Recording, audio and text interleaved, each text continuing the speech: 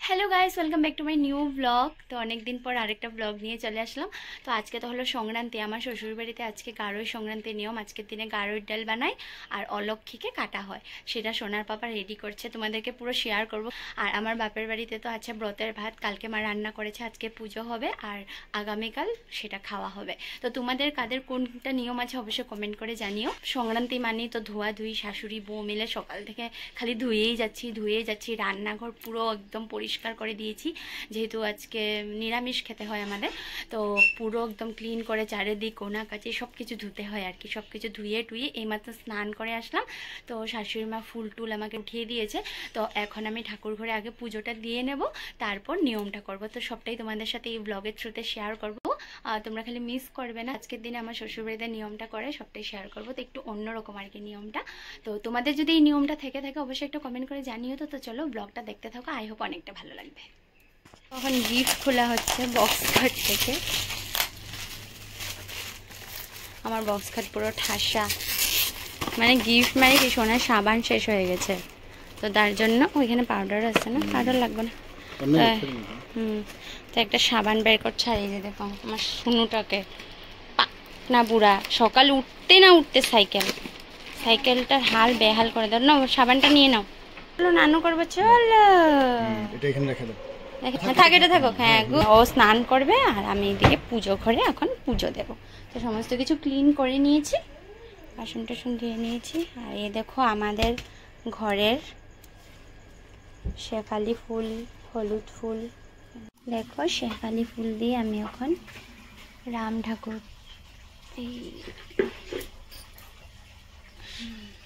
এই দেখো স্নান করে পুরোহিত মশাই নমস্কার করতে আসলাম।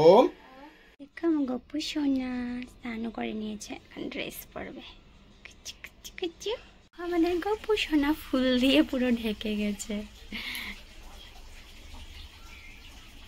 বুঝলো, সত্যি খুব ভালো লাগে গো গোপালের সেবা করতে। কিন্তু আমাদের ঘরে গোপাল আছে, কিন্তু আমরা ওইভাবে সেবা করতে পারি না। কিন্তু একটা গোপালের যেভাবে সেবা করতে হয়, এটারও একটা কাহিনী আছে। আমার শাশুড়িমা শোকেসে রেখেছিল, কিন্তু আমার ভালো লাগছিল না শোকেসে, এরকম শোপিসের মতন পরে থাকতো। তো আমি মানে ঠাকুর ঘরে নিয়ে এসেছিলাম পুজো করার জন্য। তো ওই তখন থেকে পুজো হচ্ছে আর কি।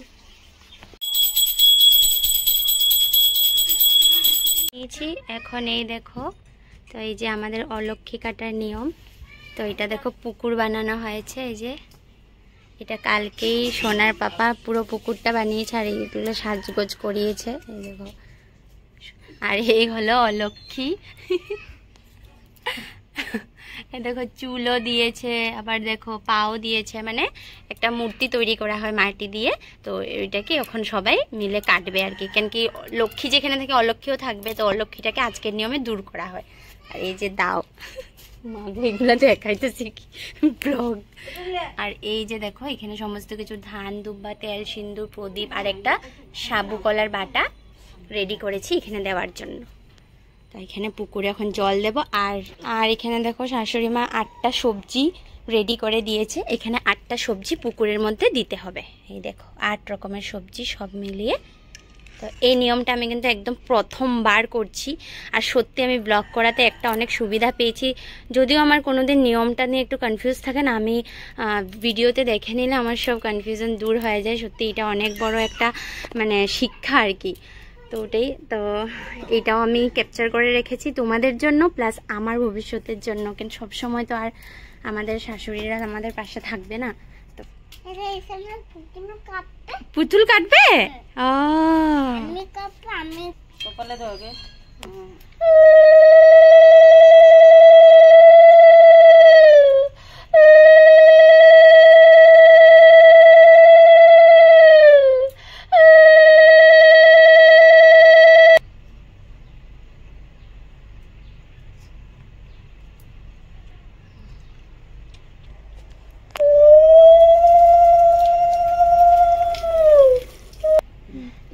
ঠাকুমার নামে ইয়ে করে দাও, ভালো রাখো, সব দে, মঙ্গল রাখো।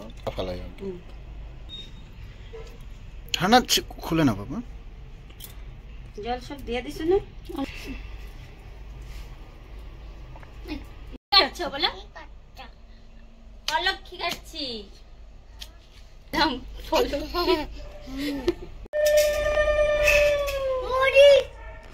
মরিচ দিয়ে দাও বাস। এখন এখানে আসো, এখন এই যে শাশুড়ি মা কি খুশি পাচ্ছে ও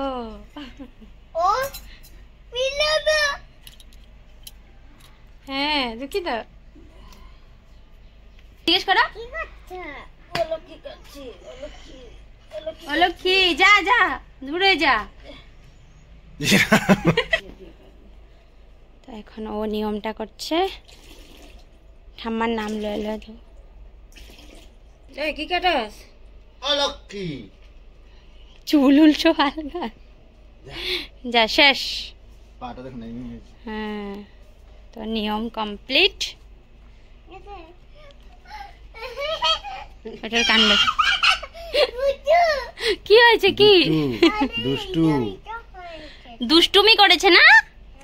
তো গাইস ঠাকুর ঘরে সমস্ত নিয়ম টিয়ম করে নিয়েছি, ঠাকুর ঘরে সমস্ত কিছু ঠিকঠাক করে এখন আমি রেডি হয়ে নিয়েছি, যাচ্ছি একটু শনি মন্দিরে। অনেক দিন ধরে যাব তো উপোসও আছি, ভাবলাম না আজকে ভালো দিনটাতে একটু শনির মন্দিরে গিয়ে বাতিটা জ্বালিয়ে আসি।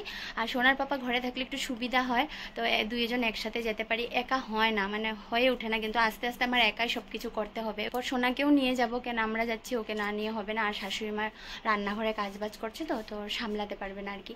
তো ঠিক আছে এখন গিয়ে বাতিটা জ্বালিয়ে আসি, তারপর একটু রেশন দোকানও যাবো, মানে টুকটাক কাজ আছে ওগুলো করে আসবো। তো ঠিক আছে তোমরা ব্লগটা দেখতে থাকো, আজকে সারাদিন যেটাই করবো সবটাই শেয়ার করবো।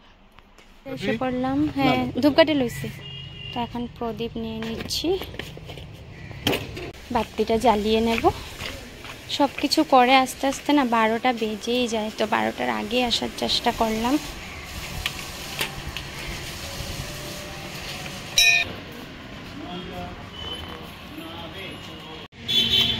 অল্প অল্পই করুন। ঘুরাও ঘুরাও ঘুরাও। যোগ আটায় আচ্ছা যোগ আতায় চ জ্ঞানানেত্রে নমস্তে। একটু একটু এই যে মাম্মা লাগাবো তো।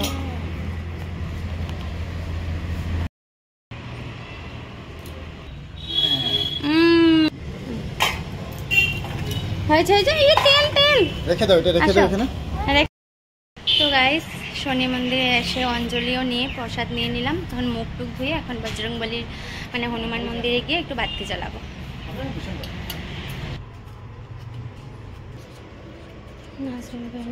তোমার সোনা তোমরা একশো কাহ করে না।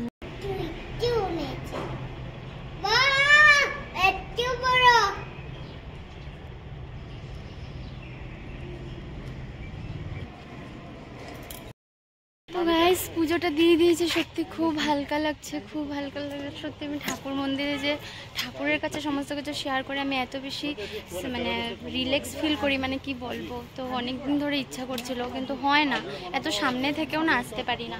তো এখন যাব কিছু রেশন বাজার করতে, তো বের হলাম, তো একবারই টুকটাক জিনিস নেওয়ার আছে ওগুলো নিয়ে, তারপরে একটু সবজি বাজার করার আছে ওগুলো করে তারপর বাড়ি যাব। তো চলো দেখতে থাকো। আমরা এখন একটু রেশন টুকটাক তেল ঠেল লাগে আর কি, ওগুলো নিতে চলে আসলাম। ধরবে না ধরবে না, এদিকে ধরবে না, পেটে চুহা দৌড়াচ্ছে। হ্যাঁ যাচ্ছি, পাপা যে বাজার করে না গেছে, পাপা বাজার করছে ওগুলো করে না, পাপা বাজার করে। দেখি ফুটোটা দেখি তো তোমার, বাবা রে। একটু সবজি বাজার নিয়ে নিচ্ছি, মানে টুকটাক আর কি।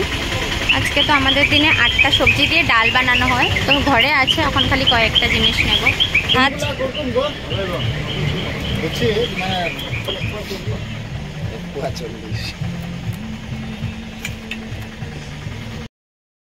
বাজার করা শেষ। আজকে তো ধনতেরাস, ধনতেরাসে কারা কি কি কিনবে জানিও তো, আমাদের তো ওরকম কিছু প্ল্যানিং নেই, কিন্তু যেটা নিয়মের জন্য কিনতে হয় ওটা বিকালে গিয়ে কিনে আনি। তো এই যে গলিতে ঢুকেই পড়েছি, তো ঠিক আছে চলো দেখতে থাকো।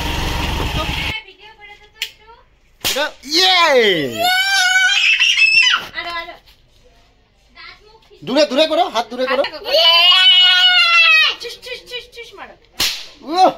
বন্দুক দিয়ে ফুটাচ্ছে, ফুটা ফুটা ফুটা ফুটা।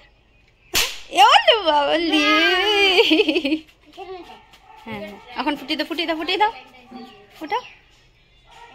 হ্যাঁ আমাকে বারবার ডাকছে, মাম্মা আসো না দেখে যাও, আমাকে বলছে। প্রথমে শাশুড়ি মাকে ডাকলো। হ্যাঁ মারো মারো, মানে ভয় ডর কিছু আছে পাপা তোর? ইস রাম। এসে ড্রেস চেঞ্জ করে তারপর ব্রেকফাস্টটা করলাম, করার পর শাশুড়িমাকে একটু সবজি টবজি কেটে দিয়েছি। তো মার রান্নাও হয়ে গেছে, তো এখন সোনাকে খাওয়াবো। তো কী কী রান্না হয়েছে সেটা তোমাদেরকে এক ঝলক দেখাবো। মানে সকাল থেকে এত খালি পরিষ্কারই করে যাচ্ছি, মানে একটা টেনশন হয়ে যায় না কতক্ষণে নিয়মগুলো পূরণ, মানে কতক্ষণে নিয়মগুলো সুন্দরভাবে কমপ্লিট করব শান্তি। তার মধ্যে উপর দিয়ে আরেকটা যে শনি মন্দির যাব সেটাও করে এসেছি, তো মানে পুরো টায়ার্ড লাগছে। তো এখন একটু রেস্ট করব। শাশুড়ি মায়ের রান্না হয়ে গেছে, এই যে আমাদের গাড়ুর ডাল, মানে একদম ঝোলঝোল করে ডাল বানায় না, কেন কেউ খেতে চায় না, তো এরকম করে নিরামিষের মতন বানায় আর কি। ডাল বানিয়েছে। আর এটা হলো ডোনা আন্টিদের ঘর থেকে দিয়েছে, ওদের নিয়মটা হলো পুরো বয়েল, মানে এখানে ঘরের থেকে দিয়েছে। আর এটা রেখেছে কালকের জন্য, এটা আজকে আর কেউ খাবে না, এটা বানানোর পর আটটা উঠিয়ে রেখেছে, তো এটা মানে কালকে খাওয়া হবে। যেটা ব্রতের ভাতের নিয়ম, যেরকম আশ্বিনের রান্দে কার্তিকে খায়, তো কাল সবাই স্নান টান করে এই প্রসাদটা মুখে দেবে। আমাদের জন্য পনির তরকারি, আর এদিকে সোনা পাপার জন্য তরকারি। তো গাইস এই যে সব কিছু এক জায়গায় নিয়ে নিলাম, ভাতের থেকে সবজি বেশি হয়ে গেছে, তো সোনা পাপা খাচ্ছিল সেই থালটাতেই আমি নিয়ে নিয়েছি। তো এই যে সবে লাঞ্চ কমপ্লিট, এখন আমি খাবো। গাইস সোনাকে ঘুমটুম পাড়িয়ে বিকালে সমস্ত যেগুলো কাজ থাকে আর কি, ঝাড়ু দেওয়া দিয়ে ওগুলো করে এখন আমি প্রদীপগুলোর জন্য সলতা টলতা রেডি করে রাখছি, কেন একদম সন্ধ্যার সময় জ্বালাতে হবে। এই যে কলা গাছের ডোঙ্গার মধ্যে, এমনি তো এটাতে তেল দিলে থাকবে না, এই যে সলতাগুলো আমি কি করব, এখানে তেলের মধ্যে চুবিয়ে রাখবো। পুরো 14টা নিয়েছি, একদম ঘরের কোনা কাচি, ঘরের মানে দুয়ারে, ওগুলোর মধ্যে দিতে হবে। তো এগুলো সোনার পাপা বিকালে বসে বসে বানিয়েছে, ও কালকের থেকে পুরো পুজোর জিনিস রেডি করছে। মানে শিলচরে থাকতো যেরকম আমাকে হেল্প করে দিত, এখানে তখন আমরা সবাই মিলেই করছি। মানে এইসব জিনিসগুলোতে, মানে পুজোর কাজগুলোতে ওকে বারবার বলতে হয় না, মানে আগ্রহ হয়, মানে খুব বেশি আগ্রহ এগুলো জিনিসে। না হলে দেখবে ঘরের ছেলেরা কিন্তু বহুত কিছু বলে করাতে হয়, যেমন অলক্ষীর জায়গাটা পুরো মানে একদম সুন্দর করে, মানে পুকুর কুড়াটা প্লাস অলক্ষীকে বানানো সব কিছু ও করেছে, এগুলো কেটে দিয়েছে। শাশুড়িমাও কেটে রেখেছিলো, কিন্তু ওগুলো না একটু কালা কালা হয়ে গেছিলো, তো বিকালে না ঘুমিয়ে ওগুলো রেডি করেছে, ওগুলো ধুয়ে টুয়ে রেখেছে। তো সমস্ত কিছু এভাবে রেডি করে নিয়েছি, তো চলো দেখতে থাকো। আর এটাকে সন্ধ্যা হওয়ার পর একটা কোণার মধ্যে রেখে আসতে লাগবে বাইরে। তো এই যে কিছু পুজো আসলে না নিয়ম করতে করতে পাগলা হয়ে যায় একদম। এই যে ওগুলো সমস্ত কিছু করে এসে এখন ড্রেস চেঞ্জ করলাম, সন্ধ্যাটা দেবো, আবার ওই প্রদীপগুলো জ্বলাবো। তারপর 7টার দিকে আমি যেটা ধনতেরাসের জিনিসগুলো আসার পর পুজো করি, এটা আমি প্রত্যেক বছর বিয়ের আগের থেকেই করি, ওরকমই করে আসি। এটা কোনো নিয়ম না, এটা আমার মন থেকেই করি আমি। মানে এটা আমি কোনো নিয়ম বাড়াইনি বা কিছু, জাস্ট আমার ভালো লাগে লক্ষ্মী গণেশকে পূজা করতে, এটাই আমি করি। একদম বিয়ের আগের থেকে আমি এটা করি, কিন্তু এটা করাতে আমার কোনো খারাপ হয় না, কিন্তু পূজা করছি, মানে আচ্ছা না, অনেকজন অনেক কিছু বলতে পারে পূজা করছি, এটাতে আবার কি নিয়ম বা কিছু, তো এটা আমি ভালোবেসে করি আর কি। তো আমার শাশুড়ি মা এটা নিয়ে কোনোদিন মানে কিছু বলেনি। তো কিছু ঘরের বউ হয়েছি যখন, কিছু একটা ভালোই করব, খারাপ তো কোনোদিন করবো না। এতদিন ঘরের ভালো চেতাম, এটাও তো আমার ঘর, আমি চাইবো যে আমার শ্বশুরবাড়ি তো সব ভালোই হোক, এটাই। এই যে এখন একটা একটা করে জ্বালিয়ে নিচ্ছি। তো প্রথমে রাখবো ঠাকুর ঘরে,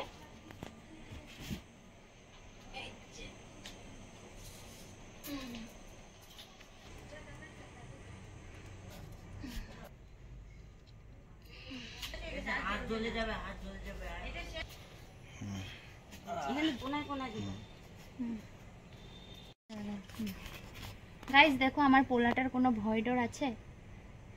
কখন থেকে তারাবাতি তো বলতে পারে না, বাতি বাতি, দেখো কোনো ভয় ডর নেই।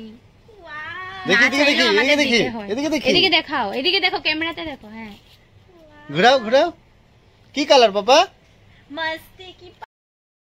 তো গাইস আমি আবার নাইটি চেঞ্জ করে নিয়েছি, এখন আমি পুজোটা করব। মানে একটা টাইমিং থাকে, তো মানে 7:30টার ভিতরে পুজোটা করতে হয়। এখন 7টা বাজতে 10 মিনিট বাকি, তো আমি কিছু আমার মনের ফিলিংস তোমাদের সাথে শেয়ার করার জন্য ক্যামেরার সামনে বসলাম।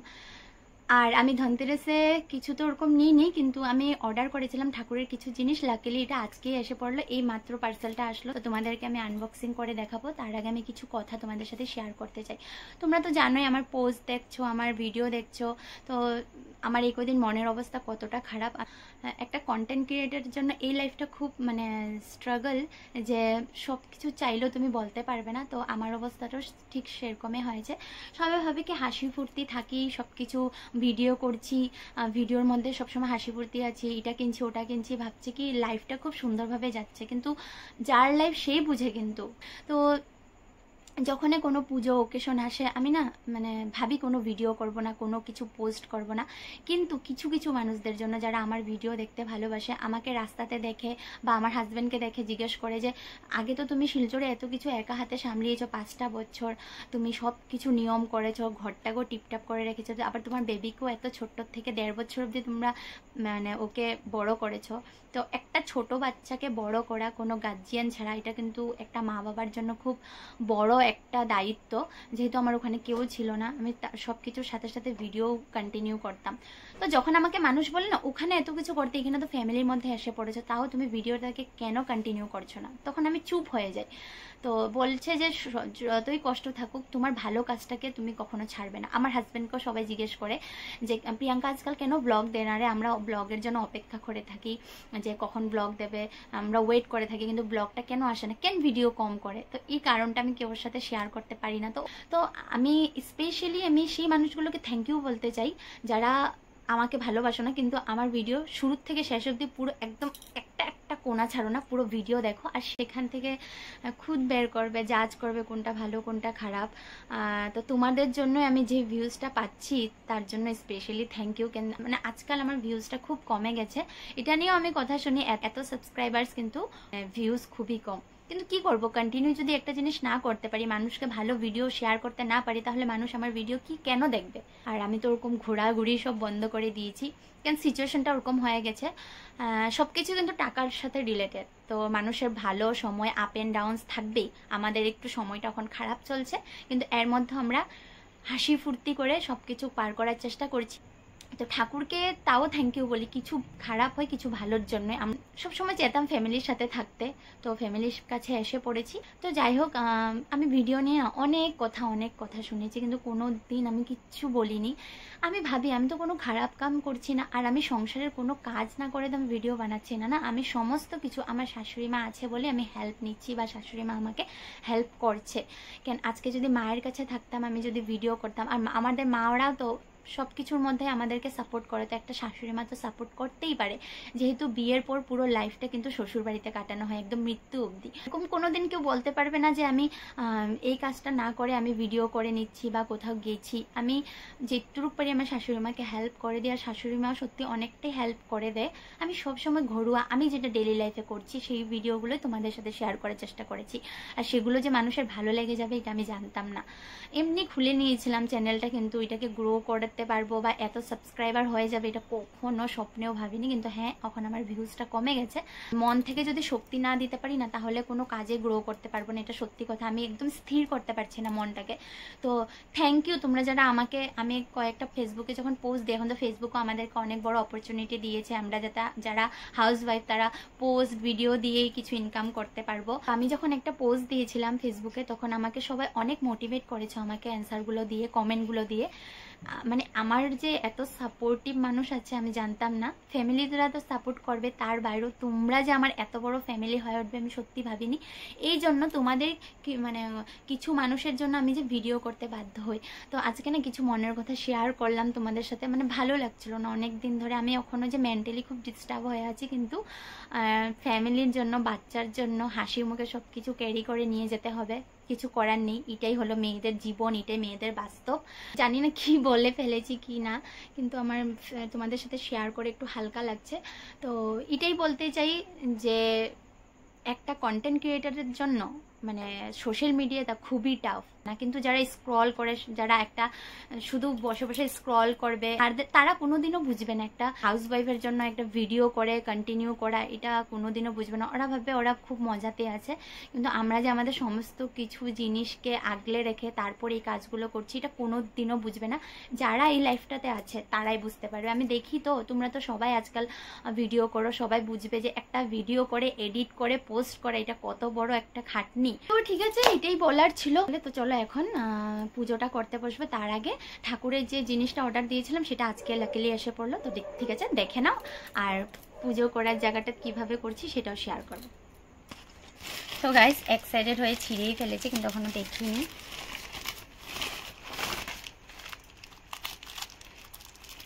পুজো করে। তো আমি দুটা তামার জিনিস অর্ডার করেছিলাম।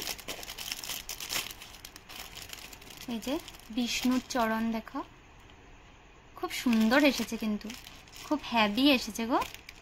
এটা নিচে একটা আঠা দিয়ে গ্লু দিয়ে লাগানো আছে চরণটা, বিষ্ণুর চরণ। আর সাথে এনেছিলাম এই যে কচ্ছপ, এই যে কচ্ছপ দানিটা। শিলচরে থাকতে আমি পুজো করতাম, এই জিনিসটা কাচের ছিল, কিন্তু কাচের থালাটা না ভেঙে গেছে। এখানে তামা পিতল মিক্স হবে আই থিঙ্ক। তো দেখো, আর আজকের দিনে তো তামা পিতল কিনলে ভালো। তো আমি জানতাম না যে আজকের দিনে এসে পড়বে, তো ঠাকুরও আমার সাথ দিয়ে দিয়েছে। যাই হোক, আমাদের ধনতেরাসের কিছু একটা জিনিস কেনা হয়ে গেছে, এসে পড়লো। তো কেমন হয়েছে জানিও, লিঙ্ক লাগলে অবশ্যই আমাকে জানিও, আমি তোমাদেরকে প্রোভাইড করে দেবো লিঙ্কটা। এরকমই পূজা করি, তো এটাকে নিয়ে কেউ কিছু মনে করো না। তো এই যে দুটা জিনিস রাখলাম সামনে, এই যে হলুদ, ধনে, গোটা ধনে, এই যে লবণ আর ঝাড়ুটা রেখেছি। এই যে আমি কিন্তু এটার কোনো নিয়ম জানি না, আমি আগের থেকেই করতাম এইভাবেই করছি।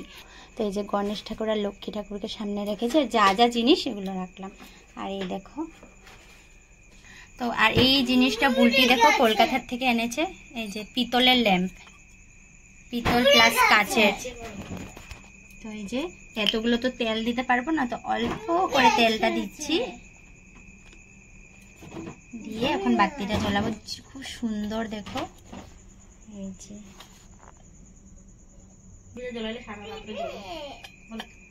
ওয়াও।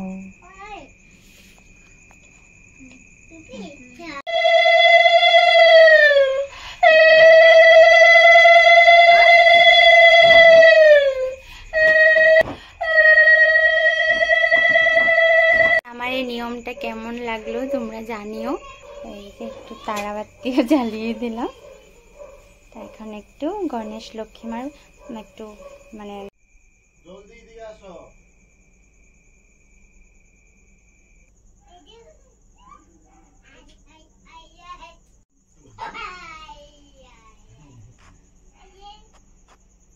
দেখো ওর বাবার অবস্থা, ধরতে পারে না দেখে তারাবাতিটাকে একটা লাঠির মধ্যে আটকে দিয়েছে। শেষ।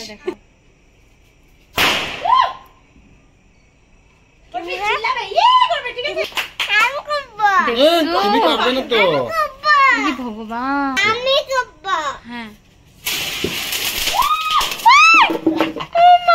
প্রসাদ নিয়ে নিচ্ছি, মানে প্রসাদটা নামিয়ে নিলাম। আর এদিকে দেখো বোম ফুটানোর জন্য কান্দা দেখো, আরো ফুটাবে। কি অবস্থা ভাবো। প্রথমে ভাবতাম যে জন্মের পর ওরকম একটা বুদ্ধি হয়নি, ছোট ছিল। ওই দেখো এখন আরো বোম ফুটাবে। কি করি বলো তো, সন্ধ্যার থেকে বোম, মানে লক্ষ্মী পুজোর আগের থেকে বোম ফুটাচ্ছে, লক্ষ্মী পুজোর থেকেই তো ফুটাইতেছে, তাও শেষ হয় না। শেষ হয়ে গেছে, আবার একটু পরে আনবো। দেখি দেখি কেমনে কাঁদছো, দেখি তো। সবাই দেখছে, এই যে সবাই দেখছে। এ রাম,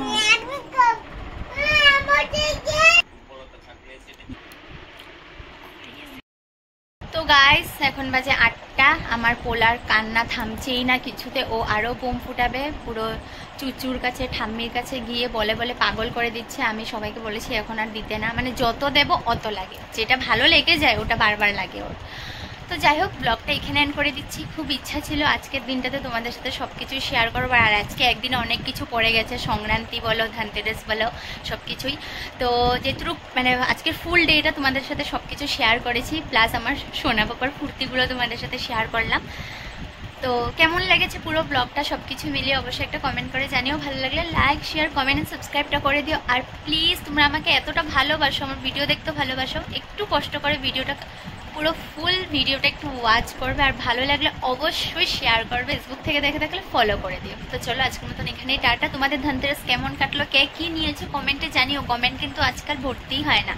তো ফিরে আসছি আরেকটা ব্লগ নিয়ে। কালকে যদি যাই ঘরে সংক্রান্তির মানে ব্রতের ভাতটা খেতে যাই, তাহলে কিন্তু তোমাদের সাথে সেই ব্লগটা শেয়ার করবো। তো চলো আজকের মতো এখানে টাটা।